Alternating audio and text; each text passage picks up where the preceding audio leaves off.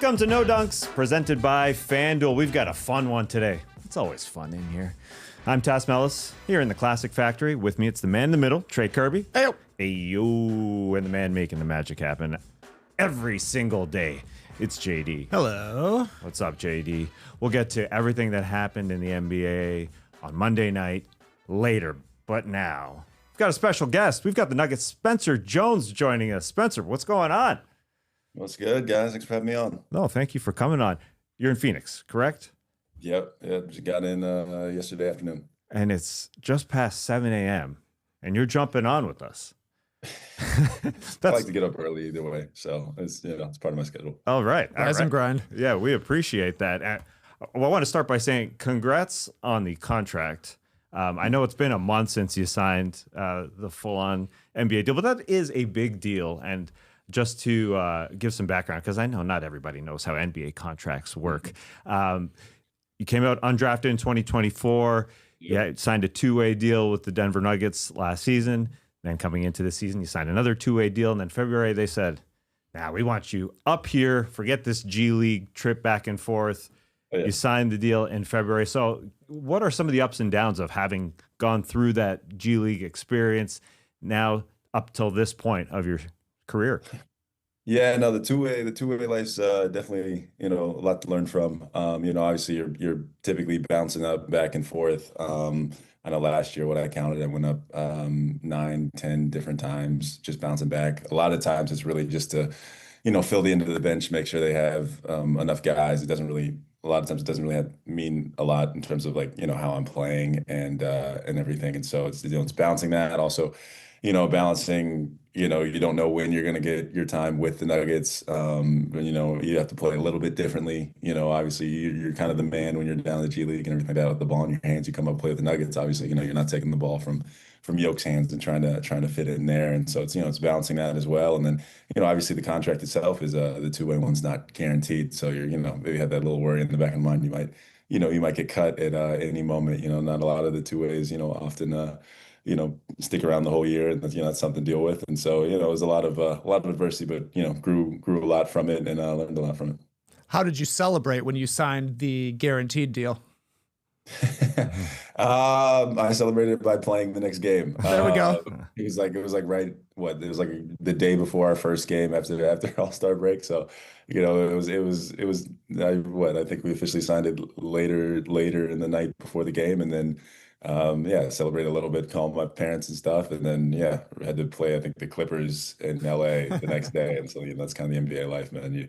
You celebrate real briefly, and then you pretty much have a game the next day or the day after. Yeah, you've had a lot of games here without. You mentioned Yoke, a lot of the start of the rotation with your guys. But that 76ers one's the one that stands out. That's the LinkedIn post that blew up, right? That was funny. You were battling Joel Embiid because Yoke was out. How fun was that, battling a large man down low? Yeah, they've done that a decent amount of times, putting me at the 5 so we can play small ball, switch everything, and make our offense flow a little bit faster sometimes. But that game specifically was I'm giving up it feels like 100 pounds to that dude. And so a lot of it's just trying to push him out the paint. And obviously, maybe the fact that he's still, battling past injuries and stuff like that helped me out a little bit. But it's like one of the most tired I've been after the games, just constantly have to battle with the guy in the post. And we were able to kind of win that game because use our advantage of speed and because we're playing small ball to make it happen. And everybody just came in with confidence, came out firing from the jump, making shots. And it was great to see everybody on the bench and everybody put in some great minutes and each make plays. It was like one of the best team wins I've been a part of. With Peyton and AG being down with injuries for a big chunk of this recent part of the season, you have been guarding up and down. Embiid certainly is tough from a physical standpoint. Who's the toughest guy you've had to guard this season? Gosh, there's been so many guys. They've been throwing me on everybody. Giannis, just physically, I don't think I've ever met a guy that's strong yet that quick with his feet and that fast downhill. That's definitely something. Usually with my size, and I'm quick laterally. Usually I have an advantage on either strength or lateral quickness. He was like one of the first guys where I'm like, all right, I really gotta be locked in on, my feet, what angles I'm taking. Shea, just the fact that, he really, he loves the shot that as a defender you want to give up, which is like, a contested mid-range, kind of like step back or whatever. Like typically that's, you're trying to take away the rim, you're trying to like take away the 3-point shot with like 95% of guys. He's the one guy who excels at that one shot that you're typically used to giving up. And so it changed, it's definitely difficult as a defender to kind of shift your mindsets there. Obviously, Luka's just when you play Luka, you realize why he's so good. The deceleration, how quick he is with that, how great he is with the pump fakes, and how he can kind of hang in the air a little bit in his shots to kind of mistime your jumps and everything like that. It's a lot of little things that obviously can get overlooked. That really you understand why these guys are so great. Yeah, you've had that big task on the defensive end. On the other side, your shooting percentages have been great. Your shooting form shooting percentages have always been good. Like when you're at Stanford that first year, you led the Pac-12 in 3-point percentage. I saw that, and your shooting form is unique, Spencer. Yeah. I think that's very clear. Have you ever altered it, or has it always been the same? It's pretty much always been the same. I think, maybe it changed a little bit as the body changed a little bit, but in terms of how it feels, it never, it never changed or anything like that. I know everybody loves to comment on it and, say I need to work on it. And I'm like, look, just do a little bit of research in terms of my percentages in college. I've literally have Stanford's record for 3-pointers in a career. And so I just, you got to let it go over your head. People even ridicule you on LinkedIn too, because it seems like everybody would be nice on LinkedIn. Most people are nice. I definitely had like a couple things. I don't look too much at comments either way. But that's the way to do it. It's more jokingly, but yeah, LinkedIn's definitely been much nicer. I mean, like you got to keep a good profile there. How did LinkedIn become your social media of choice? Like you are the LinkedIn influencer of the NBA. Yeah, that's been fun. It was just originally started like, look, I was coming in, like you said, undrafted on a two-way kind of, typically if you look at the numbers, that's not the best way to make sure you have a long career, and the numbers are obviously against you. And so, I always was looking like, all right, what am I going to do past the NBA and everything like that? And so, I wanted to make sure that I had LinkedIn. Seemed like the best way to do so without like individually, having to keep up with texts and do that stuff like that. It was a great way to keep presence of mind. So, that was kind of the goal of it, was pretty much simply just posting, making sure people who I connect with at Stanford still know I'm around, just, so when I need them, it doesn't feel like I'm, was a ghost for a while. And that was the main goal. And then, put up some of the posts, like even early on, gained a lot of attention. I saw my network growing. And then, obviously I've had an interest in the venture capital angel investing space. And, that's also, helped me grow that on LinkedIn, get various deals, get in with various VC leaders and other investors and everything like that. And so I only saw it as, why not keep this consistent and see where it goes. And never imagined the NBA to grab hold of it and, for it to get as big as it has, but it's all been great for building that off the court stuff. Yeah, we don't really track that world so much ourselves, I'd say. You're our LinkedIn influencer. Me, of the four of us myself, here. Yeah, yes. for sure. Yeah, I've always had an account. I've just never been in that space. I never dive in and have a lot of fun. Is there a reason that I should be in, Spencer? Is there what's the appeal?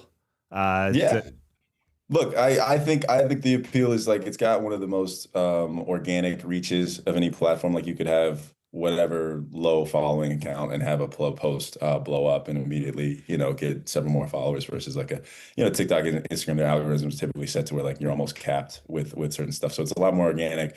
But I mean, the main thing is like the people there carry far more weight than obviously the average TikTok user, Instagram user. Like they're all execs, people in business. Like it definitely helps with a lot of corporate partnerships and everything like that. Like it just gets you in the right spaces you want to be in. So you don't need to necessarily blow up that much. Like I only have 30,000, I think, followers now, which is great and definitely like one of the top tier. But you equate that to Instagram, people with 30,000. I mean, like people don't look at that as much. But like I said, it's the value of each of those 30,000 carries far more weight. And like I said, it's led to a great amount of investments that I've come into. I know, one of being the shoes I partnered with Andiem, part of that came from LinkedIn, and I think one of you two guys tried it and everything like that. Yeah. So I'd love to get your thoughts on it. Is that how you got linked up with Andiem? It's through LinkedIn? Yeah. It was they reached out to me via there. Actually, I don't think I saw it, but they reached out there, and then they actually came because summer league last year. I like to participate in a lot of those NBA tech events and everything like that. Summer league's a big one. They bring a lot of startups around, and I was taking a meeting with another founder, and he brought Alex along, and Alex had the shoes with him. And I was like, all right, I'll test them out, and I loved them more as a product. I looked at them as an investment later on, but it was just fitting a need that I had. I was kind of looking for a shoe. A lot of the shoes I was wearing were weren't lasting very long, and I had some ankle problems in college, and so like I said, you're on the two-way. You got to be healthy. You have to make sure you're always available, and so I needed a shoe that was gonna make sure I was doing that. And like I said, they're medically engineered to prevent ankle sprains. They've done great, and like I've literally only used like 2 or 3 throughout this entire season, and I'm usually using like 5 shoes. Like that's, I'm working my butt off on the defensive end. Like my shoes are typically gonna wear out, but they've done the best of any shoe I've done. And I'm kind of excited to see their new rollout of I know a lot of guys have commented on the maybe a little bulky or anything like that, and I'm excited to see them come out with a low top and one that's other commercially viable options. And it's kind of great to just see somebody innovate in kind of the space that not too many people innovate despite other than like colorways and stuff like that, but just more tech being used in shoes. Yeah, our group of guys got a pair, and Skeets, who's not here right now, he's a guard, so he thought, they're comfy, but they're just a little big to me. Like as you said, some guys put them on, they're like, it's too much shoe. We're showing them here on YouTube, but as you said, you're coming out with a low cut a little later in the season. How do the low cuts prevent ankle sprains? That's my curiosity.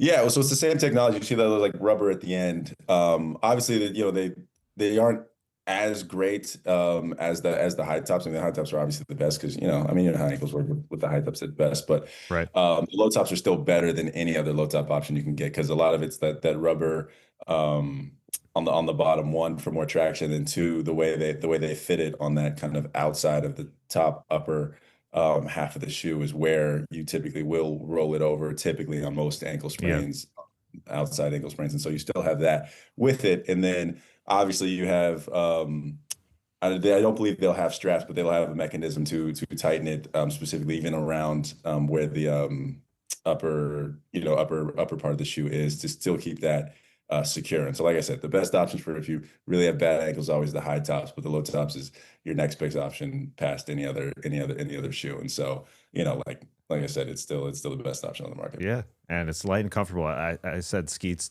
he didn't want to put them on just because. Well, he put them on, but he didn't want to wear them in the game just because he's a quick guard. He said, "That's all I got, man. I'm not wearing a bigger shoe." So we passed them on to JD, who played pickleball in them. That's right. I guess you did. How are the? I know you were having. I shouldn't say problems with the I didn't straps. know problems there. You had strap issues though. Well, I didn't have my reading glasses on. Look, Spencer, I'm an old guy. I'm playing pickleball. I felt like an astronaut getting into these things because I couldn't read the instructions, so I had my son help me get them on. But once they were on, I didn't find them bulky at all. I'll be honest. Yeah, no, once you put them on, they're actually not. They're actually pretty. Yeah, they don't look as bulky as some would suggest. Like they're light. No, not at all. Clearly, I'm guarding the best players in the NBA, and so they can't be that. Yeah, I'm quick enough in them. Hey man, I took on Martha and Neil last night, and I smoked them in those shoes. So I was very, very happy. And we're in Atlanta here, where there is about an inch of pollen on the court. So everybody's slipping and sliding everywhere, and I was diving for stuff, with reckless abandon because my ankles were very secure in these things. So I like them. Yeah, that's why we've passed them around to the group because they are secure. There's no doubt. Lockdown. They're locked down, no doubt. Can I ask you about Nickeil Jokic's two colored shoes? I mean, I just find it crazy that Jokic would put on two different colored shoes. He just doesn't seem like that type of guy. You know, Yoke will surprise you on some stuff. You know, I don't think he, cares too much with the shoes he kind of puts on or anything like that. You know, he'll try out anything. And so, but yeah, no, I mean, he probably also had some influence from some other guys who have done it on the team and everything like that. And so, he's a very low key, even keel guy. So yeah, I can get why you'd be surprised if you thought any different of it. You've been around Jokic now for a couple of years. When you came into the league, he'd already won his MVP. He's already established himself. But what was something to you that stuck out in some of those early Nuggets practices or meetings or something like that about Jokic that kind of blew your mind? Yeah, it's like how much he knows about the NBA rules, like training camp and stuff like that. You know, we bring out the refs when we're running scrimmages and everything like that.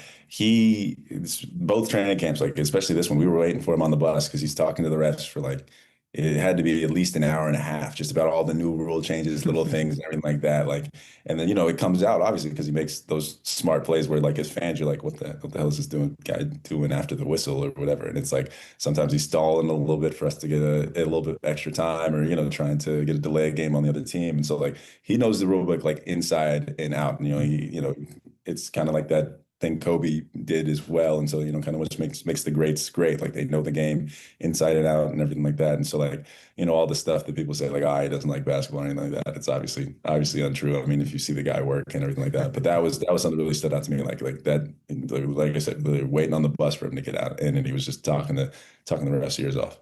Yeah, so he finds out every little detail about every single rule to work to his advantage. Something that I read about you, that Forbes article, that you use to your advantage. You got, you're as you said, tech guy. You get into the stats as well. I saw this about how you play. You said, quote, I can probably tell you 90% of my shots come from about the same three spots on the floor. And so you use that to your benefit, right? That you develop a relationship with a coach because of that. But you also said that it can be a negative. How do you see that as also being a negative? Well, I think the question there was like the mindset of like how does the engineering mindset kind of help you or hurt you and everything like that.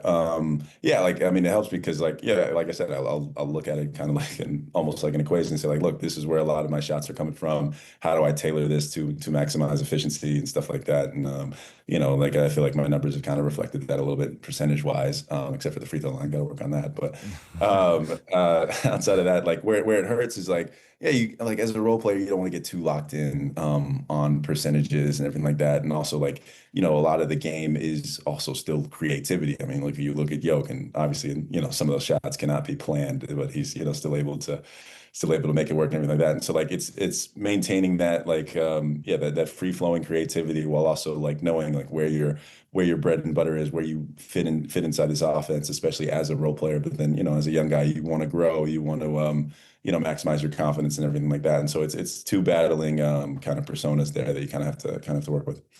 With regards to the creativity, what's it like trying to learn to play with a guy like Jokic, who surely is different than anybody you've ever played with? You're going to get passes that you're not expecting.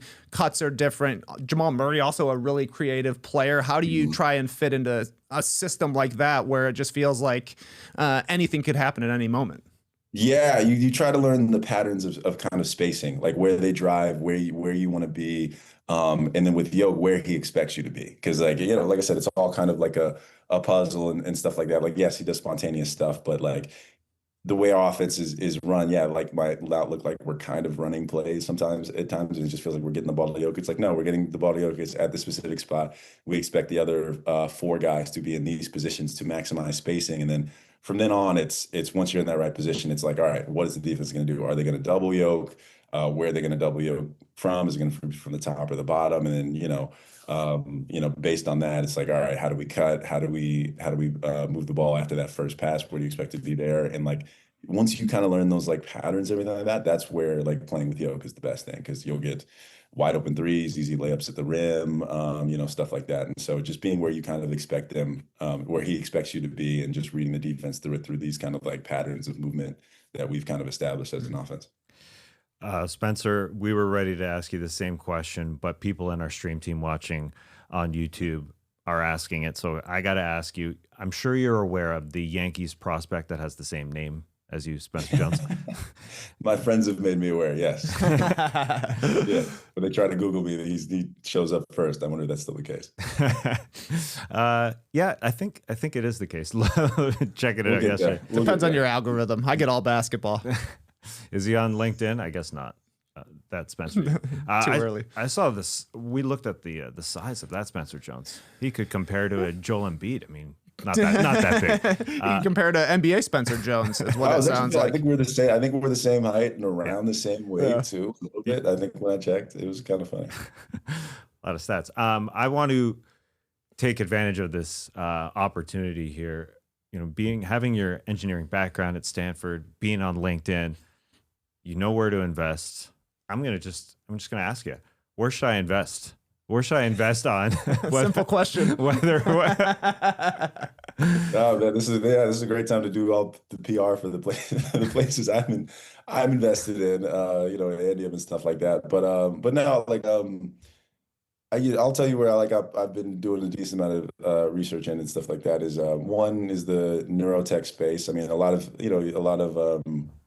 everybody's big on health and maximizing the body and human performance, everything like that. Like the brain is kind of the next frontier, and the innovations we're able to get to now are kind of incredible in terms of, initially you'll see, with neurotech, I feel like everybody imagines the big old helmet that goes on top of your head to get, the brain data and brain signals of everything going on inside. Well, now the technology's gotten good enough to where there's a specific startup that, builds a little chip that goes behind your ear, and so you can get all this brain data through movement and everything like that. And so it'd be interesting, taking the athlete perspective of it, seeing how dialed in we are, what it looks like when we're in flow state, what that looks like inside the brain and stuff like that. So that's something really cool I've been looking at, and there's a couple companies there.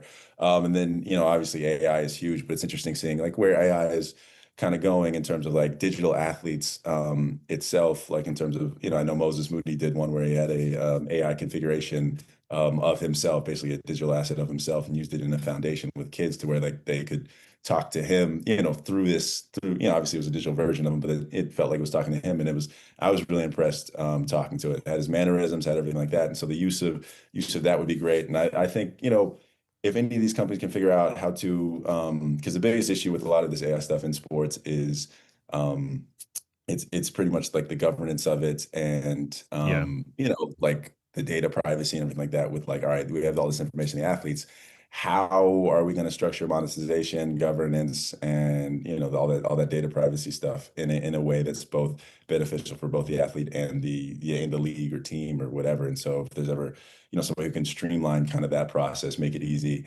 I think that's a big target. But those are the stuff within sports that I'm into.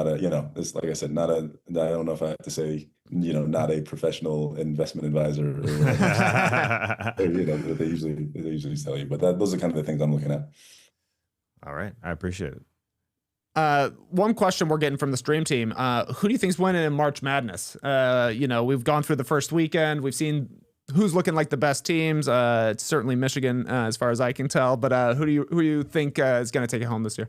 My bet was on Houston. I think Sampson's due for one, and then just the toughness was they play, their guard play, and everything like that. I mean, yeah, it's hard to bet against Houston for me. All right, Spencer. Any other questions from the stream team? Well, I mean, I got a lot of questions. I'm just curious about, did you have a favorite player growing up, or somebody you're trying to model your game after? Yeah, for me growing up, it was my first jersey that I got was Ray Allen when he was on the Celtics, and then naturally those players that played like Ray Allen, so it fell into Klay Thompson and I'm trying to think who the secondary guy was, but those were the two that early on were the ones that tried to model my game after, liked what they did, especially Klay with his off-ball movement and stuff like that. I was just amazed with the 61 points on 11 dribbles, and how you can be that efficient and not dribble the ball and stuff like that. And so yeah, those two guys for sure. Nice. All right, Spencer, we won't take any more of your time. You joined us literally at 7 a.m. Local time. We appreciate you coming on, and good luck the rest of the season with Denver. I appreciate you guys so much. Thanks again. Thanks, Spencer. All right, take care. We will get to everything that happened in Monday night's NBA because there was a lot that happened. But first, a quick word from our sponsor. Quick word from our sponsor, FanDuel. Right now, new FanDuel customers can get up to $300 back in bonus bets every day for 10 days. If your bet loses, here's how it works. Place a tournament bet using the token. If it doesn't win, you'll get up to $300 back in bonus bets every single day for 10 straight days. That's 10 chances to play all tourney long. From game props and money lines to spreads, totals, futures, and more. You can even mix things up with same game parlays for a shot at a bigger payout. The favorite after one weekend, Tass Millis? Who? It's the Michigan Wolverines. They were plus 280 when I wrote this ad read this morning, plus 310 now. They're followed by Arizona. They're followed by Duke. And let's see where Spencer Jones's choice Houston is. They're in the 1, 2, 3, 4, 5, 6, 7th. 7th best odds, plus 700. Seems like an analytical, scientific man. Yes. Spencer Jones. He's ready. Something to think about. But however you want to fill out your bracket, FanDuel makes it easy to stay in the action day after day after day times 10. So visit the FanDuel Sportsbook app today. FanDuel. It is time to dance. It is. When we were going through teams, Houston definitely was towards the top because of their defense. I believe they're a 2 seed. Yeah, they're good. We've seen them. Did we see them play in a national championship game? No, we went to Houston. Yes. We saw San Diego State Uh-huh. and UConn. Yeah. But yeah, Houston's got a chance, like you're saying. Kelvin Sampson has had a lot of good teams. They just haven't quite gotten over the top yet. Yeah. And they're playing at home in the first part of the bracket in Houston. That was happening, right? Sometimes it's always forgettable. Well, where is everybody playing? I thought that was part of their advantage. Part of the appeal. Yeah. You're probably right. Either way. Good luck to Houston. Good luck to Houston. We'll now I'm pulling for him a little now that yeah? Spencer Jones suggested them. He's a full name guy for me. Spencer Jones. Agreed. I'm never calling him. I don't know him well enough to call him Spencer straight up, and just Jones. I don't know. I thought we were Not really quite the same. We were really developing a relationship there. I was almost going Spence. What do you think, Spence? Yeah, it was happening there. Yeah, that's good. All right, let's get to Monday night in the NBA. Unfortunately, the main story that jumped out to a lot of people was Moses Moody's injury late in the game. It was in overtime against the Dallas Mavericks, where he had a non-contact knee injury just going up to throw it down, and he fell. And if you haven't seen it, we're not going to show it to you here. Some people get a little queasy seeing the knee displacement. Now, it's not definitive as to what happened and how long he'll be out, but it seemed very gruesome. He left on a stretcher, and it was covered up as Draymond Green was hugging him, and he left the court. The Dallas Mavericks fans, I thought, was a nice moment, giving him plenty of love as he left. What were your thoughts, Trey? Well, you could tell it was bad just by the reactions from everybody, from the Mavericks fans to Kristaps Porzingis, who sees the injury and throws his hands to his head as he's running back down the court. They cut to Steph Curry. He's got his head in his hands, can't even look up. And if you've seen it, this is season ending for sure, and It wouldn't be surprising if Moody is out for a long time coming here because things just look displaced on that knee. That's not the way a knee is supposed to look, so it wouldn't surprise me if it's dislocated as well as some sort of tear to whatever ligaments inside there. And just, it's been a tough season for the Warriors, and this is just the latest and definitely the most severe looking of any sort of injury we've seen because he was just all by himself. There was nobody catching him. This was basically going to be the dagger dunk to win things in overtime. Makes a great steal on Cooper Flag up on the left wing, takes it the other way, goes up for the dunk, and just couldn't jump and comes down with a bad-looking knee injury. Sad stuff for him. He's having his best season of his career, one of the rare bright spots, I would say, for the Warriors this season. And he had just come back from injury as well. I think he had a wrist problem that had kept him out for quite a bit of time, was playing pretty well. This should have been the exclamation point on the night, and it's just a sad ending. Yeah, as far as sort of the national media goes, and if you're just following the NBA, you probably didn't see a lot about Moses Moody this year because a lot of the Golden State Warriors stories are Steph's injuries and Kristaps Porzingis now injured, and Jimmy Butler obviously injured. But Moses was having his best year. He is only 23 years old. He was developing into that guy you felt like could have a long career as a 3-and-D type guy, shooting the best ball of his career. So it is, just a terrible story, all in all. In a 23-point game here against the Dallas Mavericks as well. You had Kristaps Porzingis come back from his sore back and everything else he's got going off the floor, along with Jimmy Butler's injury. And yes, you mentioned Steph couldn't even look at it, and this feels like, even though, I'm a positive Pete. Deep inside, I thought Steph's coming back, but you never know what can happen with this team, and he is bound to be back. And if those guys were being healthy around him, this definitely hurts. Just not having a guy who's a regular out there, despite that wrist injury, he was out there. So yes, all in all, terrible stuff for the Golden State Warriors, period. Yep, really bad.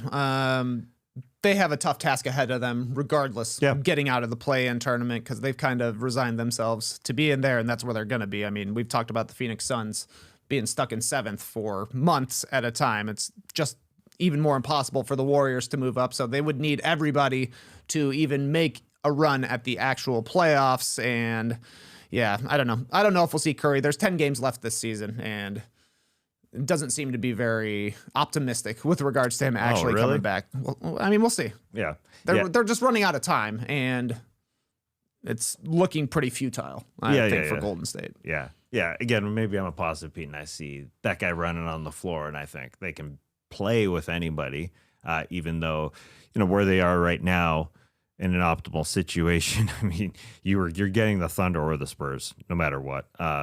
So yes, of course, that's a tough scenario. Speaking of the San Antonio Spurs, they were able to smash the Heat, led by Victor Wembanyama, who had a great post-game press conference after a great game. Yes. Wemby, 26 points, 15 rebounds, 5 blocks, and the Spurs clinched the Southwest Division. I didn't go back, but there was a time where I was looking at those odds, and I kept mentioning it on the show because somehow Houston was the favorite for a long time. And on FanDuel, the Spurs were just slowly peaking up with the second best odds to win the division. But they looked great. It's just people weren't betting on them, I suppose. The odds makers weren't giving them the respect that they deserve. Either way, they won the Southwest, all thanks to Victor Wembanyama. Smashed the Miami Heat last night. Yeah, you win 22 of 24, and it's going to be pretty good for your season-long outlook. This is their first division title since 2016-17. If you love division titles, that's just some good information. This was a great Instagram game for Victor Wembanyama because he had so many highlights that were like carousel-worthy. I saw the IG clips before I grinded the tape this morning, and it's like every time you're swiping, it's like, whoa, whoa, whoa, whoa! You get to the one-hand pass, which isn't even like a Wembanyama highlight. They throw an outlet to him, he grabs it, whips it to the corner to De'Aaron Fox. He beats his guy baseline, then finds Wemby for a dunk. But just the catch and the chuck out to the corner, incredible from this guy. Finished with 26, 15, 4 assists, 5 blocks. The playmaking was really interesting to see because there were a few times that San Antonio had Miami confused. 2 guys would go to Wemby, and guess what? It's pretty easy for him to see over Bam Adebayo and Tyler Hero, so he just is easily finding cutters underneath. Really cool to see from Wemby. He's gotten so much better as this season has gone on. He's really progressed. I mean, he's the best defender in the league easily, but he's really progressed on the offensive end to the point now where it's like you think he can do anything at any moment, and he's doing a lot of stuff at any moment. And then you mentioned his post-game press conference. He had a great chat with Jared Weiss in the locker room talking about why Wemby thinks that he should be the MVP, and Jared is kind of like straw manning the argument, playing the devil's advocate, saying maybe it's Shea, maybe it's somebody else. Are you the best player? This kind of stuff. But Wemby then takes that energy with him into his standard post-game press conference, and he says, I've thought about it, the MVP. I think right now there's a debate. There should be, even though I think I should lead the race. I'm trying to make sure that at the end of the season, there's no debate. Where's he on your ballot, Tass? 1, 2, 3? 12? You got him down 12? I hope No? not. Probably not. Yeah, it is a great relationship that he has with Jared Weiss of The Athletic. We got to have Jared Weiss on at some point. But they had such a relationship because when he went to sit and do his post-game press conference, Jared basically said, yeah, we were talking. We were discussing, that whole MVP thing and the debate. What were those 3 reasons that you gave me, Wemby? And he said, first, I want this to not be a debate at all at the end of the season. I want to be the MVP. And also, here are my 3 reasons.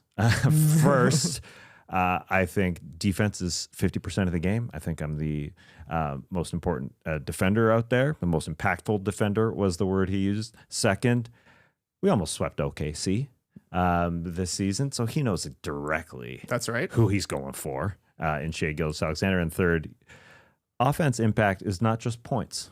So yeah, maybe other guys score, but I do a lot of things, and that was really evident yesterday as you were sort of breaking down. Like, he's ready to obviously make great passes, but also call for alley-oops. Hey, over here, the block on Norman Powell, who was trying to use the rim as a defender. He was going to the opposite side of the rim. Smart. But Wemby literally flew through the mesh and was able to block that shot. That's crazy. And he's aware that he just has to play 9 of the Spurs' last 10 games. So he doesn't have to play every single game, but he has to play most of them to qualify and get up to 65 games at least. So he's aware of everything. Shai probably still gets it, in part because he plays more games, plays more minutes. But I love, and we've talked so many times about Wemby knows that it's a team game. He knows where they are in the standings and that they only trail the OKC Thunder, and that comes down to being a team sport. And yeah, maybe I'm not the number 1 seed, but for X, Y, and Z, I should still be there. And next year, I'm sure he's going to make it a motivator as to why they should be the number 1 seed. TBD. Yeah, and I mean, they're the number 2 seed in the entire NBA right now, thanks to this crazy hot streak they've been on. Last time we did a Bontemps straw poll, Wemby was number 2 on my voting.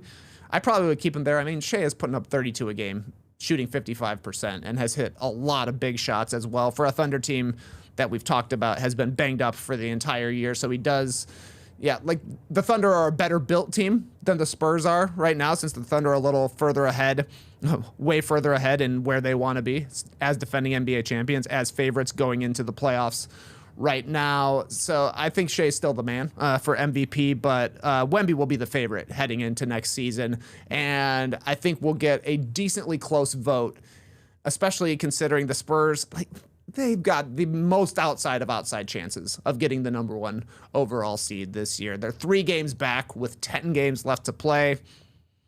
It's unlikely that they're able to get 3 up on the Thunder in that amount of time, especially with Jalen Williams coming back, with Hartenstein getting healthy as well. It's unlikely that San Antonio catches Oklahoma City, but I think it's pretty cool that he's at least made it a race. Yeah. And is coming out and saying, I do want to win the MVP. Windhorse talks a lot on the Hoop Collective podcast about how, because Victor is so thoughtful, he can really brag about himself and say how great he wants to be. And everybody's like, yeah, we agree with you, man. You thought about it and you're doing it out there on the court as well. Yeah, I guess it doesn't solicit any hate when it's thoughtful. He thinks about it, and it's well grounded. And he backs it up big time. But it is great to see 2 men in the MVP race that are on 2 teams that are streaking right now. Yes. So it's super fun. The Thunder having won 12 in a row, and the Spurs having just won 6 in a row, but are ridiculously hot themselves. We'll get to those Thunder in a second, but let's jump to the... I like this, too, in the stream team. Flex155 asked at the beginning of the show, how does Wemby take a shower? How does he take a shower? As in, like, the shower head's too low? I mean, they're on the road all the time. These hotel rooms, they don't have Wemby height showers for the most part. I did hear on a podcast recently that he has a bed extender that the Spurs travel with so that he can fit his entire body onto a hotel bed. I don't know how they would do that for a shower head. Yeah, I think they're high enough. Like, there's multiple in a hotel. I'm not saying the standard is high enough. That's not high enough for Victor Wembanyama. But I think the standard hotel process is. We've got a few that are up high. We'll put you in the tallest shower room. Yeah, it's like high enough. That's what I'm guessing. He's used to it. Yeah, he's definitely used to These it. are not the first time he's encountered a short shower head. Yeah, imagine in France. I imagine in It's France. got to go handheld. You think he uses the wand? Well, yeah. French bathrooms are like that, anyways. It's all handheld. So yeah, Right. Maybe that's the only way. maybe he requests a handheld shower. Yeah. When he's like, Yeah. it's part of his rider. Hook me up. Good to know. Hopefully we'll get him on the show someday, and that'll be the first thing we ask him. How do you shower, sir?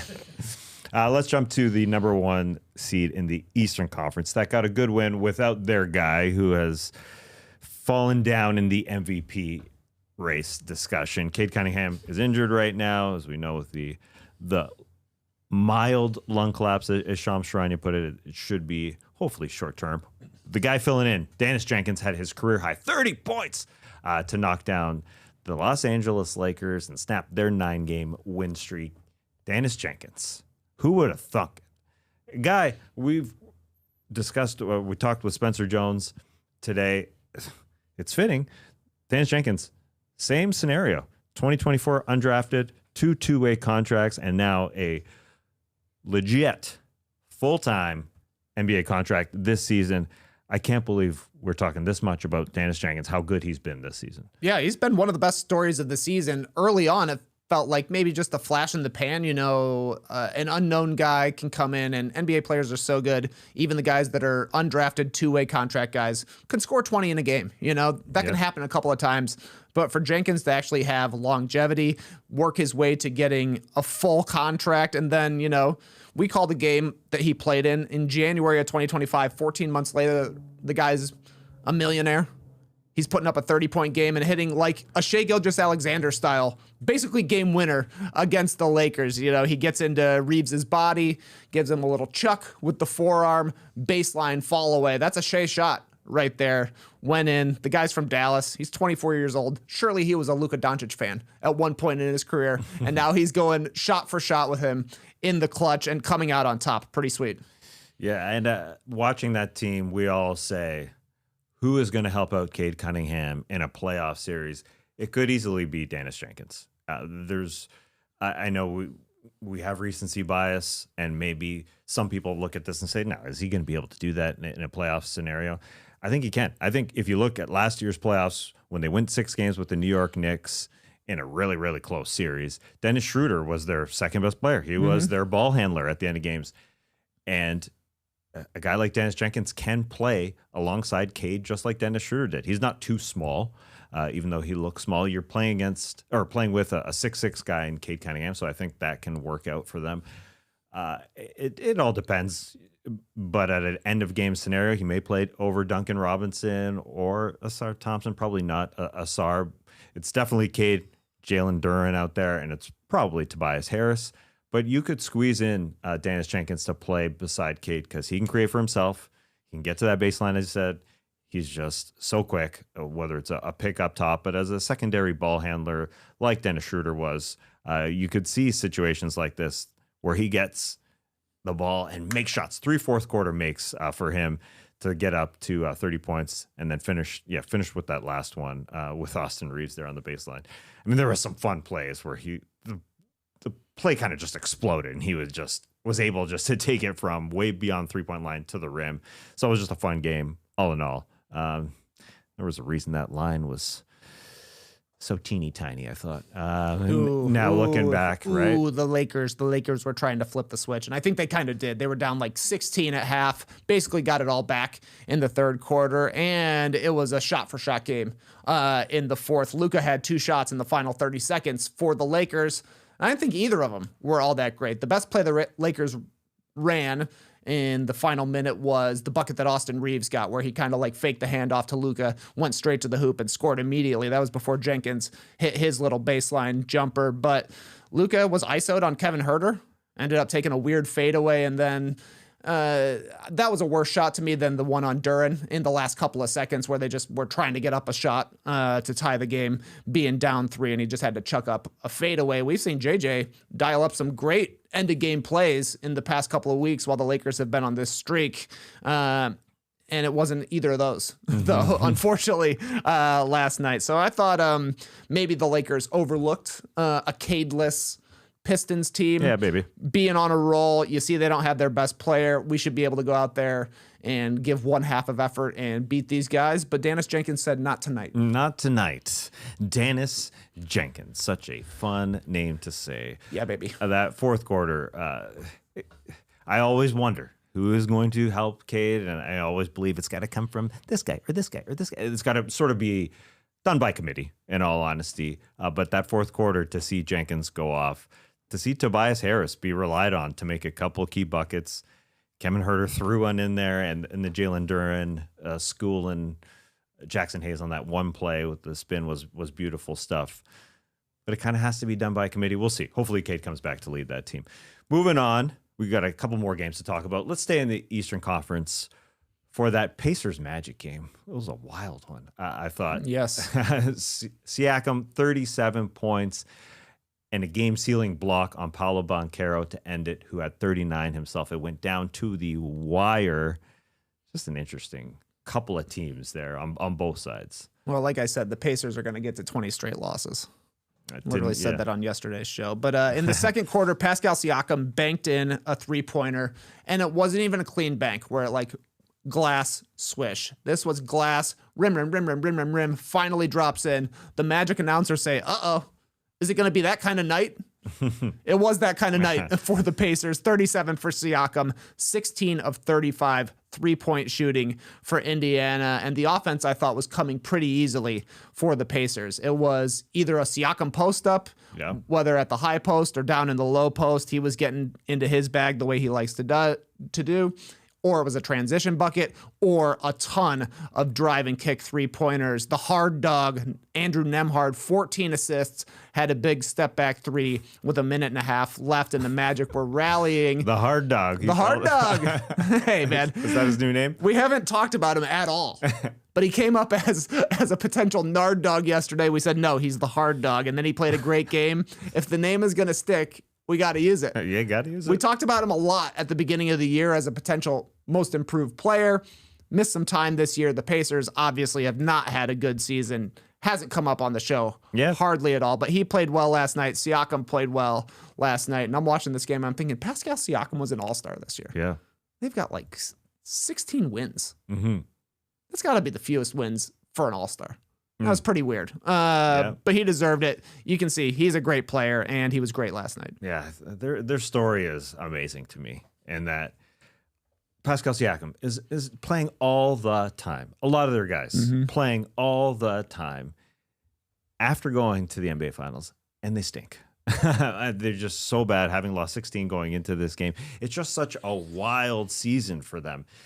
This pick that they're getting, their own pick that they got during last year's finals, they made the trade with the New Orleans Pelicans to get back their draft pick that they originally traded to the Raptors for Pascal Siakam. It was then traded to New Orleans for Brandon Ingram to go to Toronto, and then the Pacers were doing something financial there where they said, here, you can have our draft pick for this year, New Orleans. We're taking the 26 one back because we want to move our money back, and that's why they got rid of Miles Turner. Then all of a sudden, they're this bad team, but they keep playing throughout the end of the season, and that's why they're fun to watch. On the other side, you mentioned why it was too easy for Indiana offensively, and the fast break points were really the disappointing part watching Orlando for me, that they're here at the end of the season.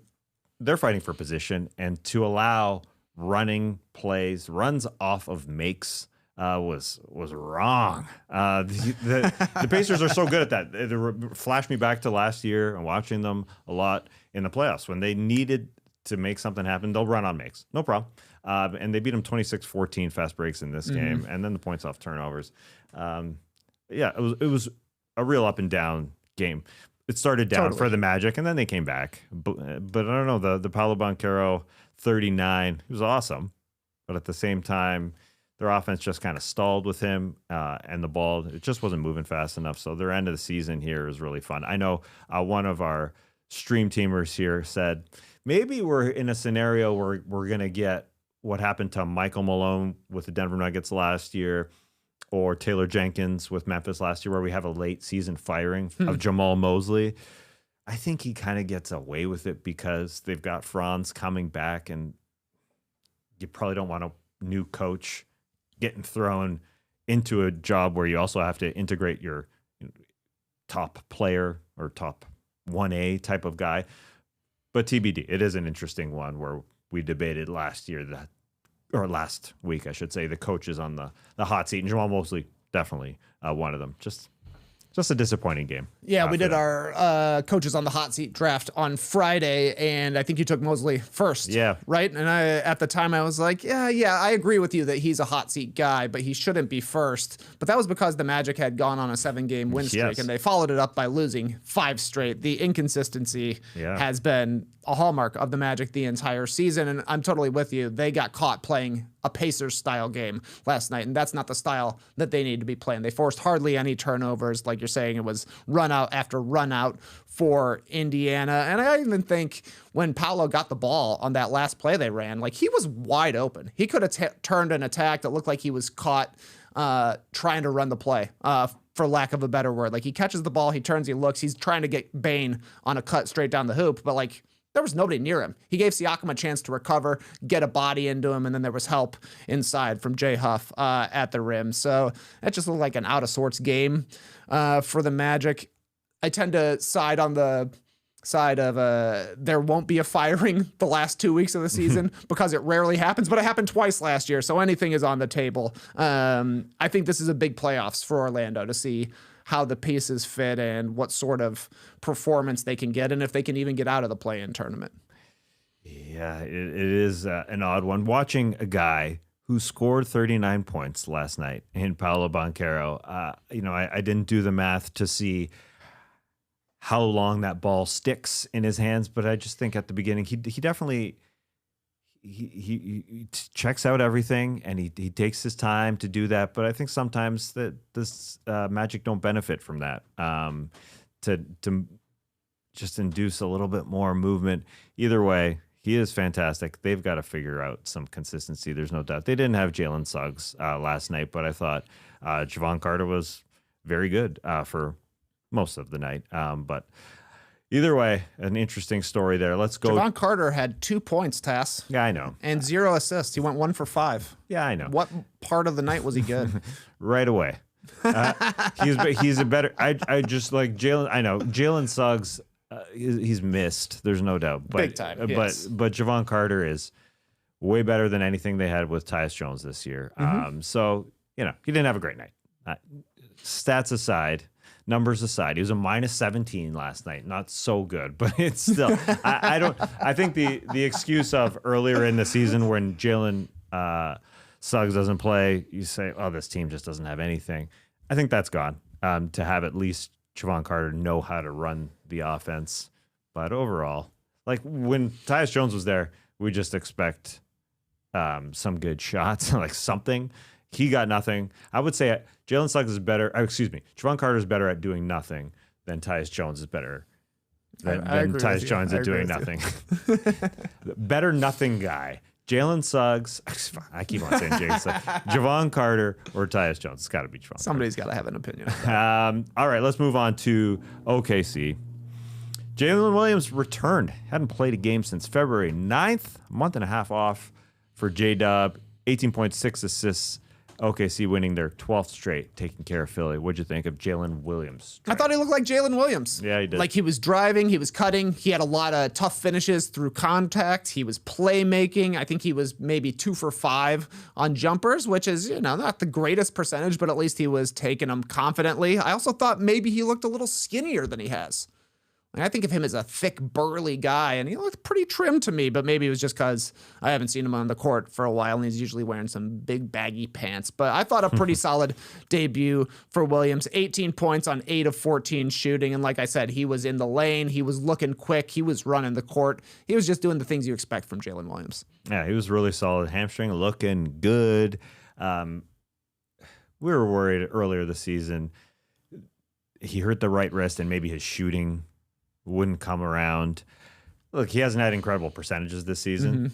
That being said, last year he didn't have a great year either, shooting wise, and his playoffs weren't super efficient. So I'm not so worried about that. They still found a way. The guy needs to cut, and that's probably the most important thing. Like, he just doesn't need to be super efficient every single night, but he needs to come through with some big games, and I think he's very, very capable of that. And he's looking solid here in game number 1. They probably kept him out that month and a half because they were going to make sure he was healthy, and he looks it right away.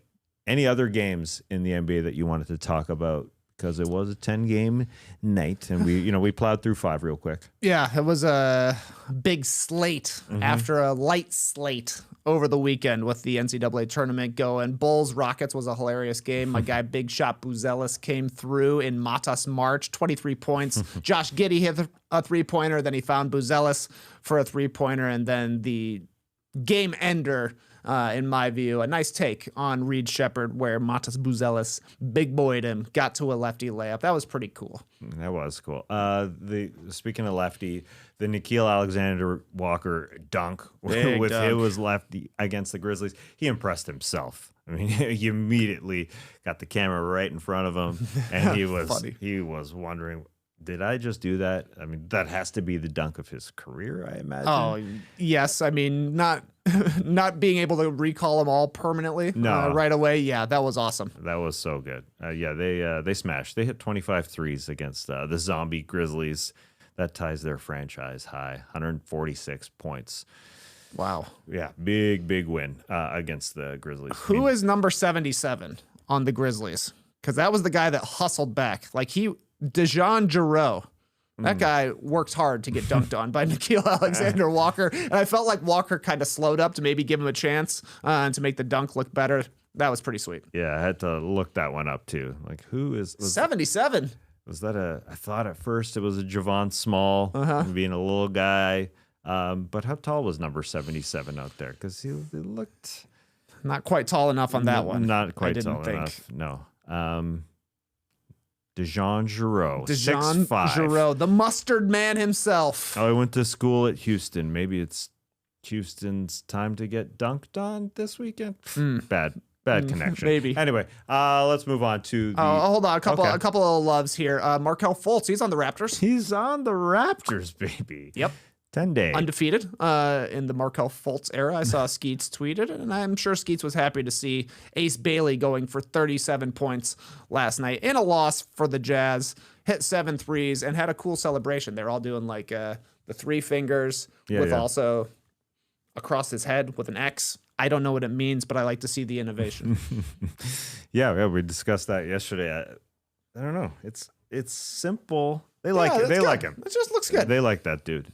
So great end of season. What'd you say he had? 37 points. Yeah.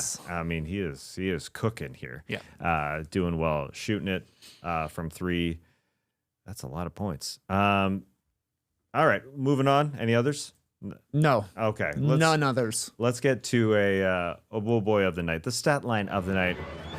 It's fitting it's me, because it's about composting. Let's go. This is from Henry Owen. Want to share his worm composting book.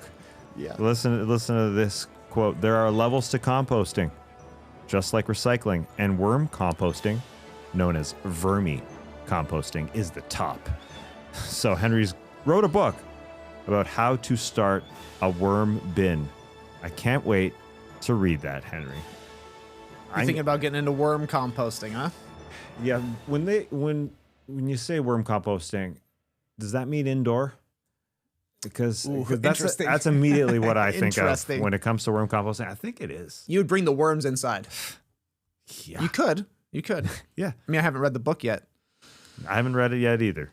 But you're composting outdoors. Well, it's interesting you mentioned that. I still got my composters outside, but you gifted me a Lomi. Oh, yeah. Indoor composter, which just seems to me to just basically incinerate all of my food waste and mix it up. Yeah, I think so. But I've been doing that. Been doing it inside, take it and dump it into my compost bin outside. Oh, that's nice. That's like 2 layers of composting. If I throw the worms in there, you can't touch my compost. I wish I could say the same. And that's why I'm looking forward to reading this book. I've got some issues. My eggshells not decomposing. My avocado peels not decomposing. Is it on me? Am I not putting enough browns in there? Not enough carbon in there? I thought I was. Not enough air. Not enough water. I don't know. But I'll be reading Henry's book. Oh, yeah. How to Start a Worm Bin by Henry Owen. I love it. I'm reluctant. We got worms. That's the name of the store. I'm reluctant to bring worms inside, but Henry I think most people are. Yeah. Some people do it. Henry could sway me. We'll see. My wife will hate me, but I don't care. Who is the woe boy, the worm boy of the day? Stat line of the night is Alperen Şengün. Okay. Because he was efficient. Yes. 33 on 16 of 19 from the floor in that loss to the Bulls. 13 boards, 10 assists, 2 steals, and 2 blocks. He had a great game, but he absolutely got cooked by Leonard Miller on one take. Ball gets kicked to the corner. Leonard Miller hits him with the jab step baseline for the big slamma jamma. 17 points, tying a career high. But not the woe boy of the night. That one goes to Alperen Şengün. The goon man, the worm boy. The worm boy. Moving on to the pick'em for tonight. Because we had Spencer Jones on the show, I had to go with Denver at Phoenix. It's it may be the smallest line, if I'm not incorrect. We got chunky scud tonight? No, just 4 games. Ooh. And it is the smallest line. Kings Hornets, that's a minus 17 for the Hornets at home. Hello. Knicks Pelicans, that could be the best game, 8.5. Cleveland Orlando, they're favored by 10.5 against Orlando. Seems a little big. Either way, we're doing Denver at Phoenix. You guys both picked Denver, so I had to take Phoenix. I had no choice here. We've got we got 6 games remaining. There is there's only a 2-game difference between yourself That's and right. Skeets. So nothing's going to change tonight because you both took Denver. Yeah, but I mean, maybe we'll pick up a game on you. Get us all into the mix here. It's possible. It's very, very possible. Suns have been struggling. They won their last game, but we're on a losing streak prior to that. Meanwhile, Denver getting the healthiest they can right now. I'll be watching Spencer Jones and see Spencer Jones. see how he performs. Considering he's in Phoenix and waking up at 7 a.m. They don't do daylight savings time there in Arizona. Oh, no. No, so they matched up to the Pacific. And it's an 11 p.m. Eastern start. So I guess 8 p.m. local That is pretty late. for them. We'll see how he does after that wake up. He's taking a nap, I'm sure. I did like that he mentioned that the Nuggets arrived in Phoenix yesterday. We've been hearing a lot about arrival times. Mm-hmm. So he's got an early wake up, but at least he got to relax in Phoenix. Yeah. Get some good bedtime in. Look like a nice hotel room. All right, that's it. We'll be back tomorrow again. 4-game slate, so not a lot of games. I don't know if we're dipping into the mail bag or something else, but we'll have. Maybe it's a good idea. Yeah, we've got some great emails that have come in at nodunkinc@gmail.com, so we could definitely get into those. Let's do it. But for now, our friends, Clipper Bros. You heard it here first. Have a great time. Turn up. Love you guys. Awesome. Thanks for joining us, and remember, it's okay to bring worms in your house as long as they're in a box. Or a bin. Or bin, yeah. Yes. I'm binning it. Yeah, you got to bin it. I don't know Bin if I'm your doing worms. it. What's that? You're going to bin your worms. I'm binning, yeah. What kind of box you talking? Like just a cardboard box? I wouldn't do that. No. I would be very nervous about the the seepage and then the worm spillage, of course. Yeah. We have worms creeping around everywhere. You don't want worms creeping at all. No. Keep them in a bin. Get a good bin. Get Henry Owen's book that'll tell you the precise worms to get and the precise bins to get. So you don't get worms in your house, just in your bin. This better be a good book, Henry. I can't wait to read it. We'll see you tomorrow, everybody. Bye.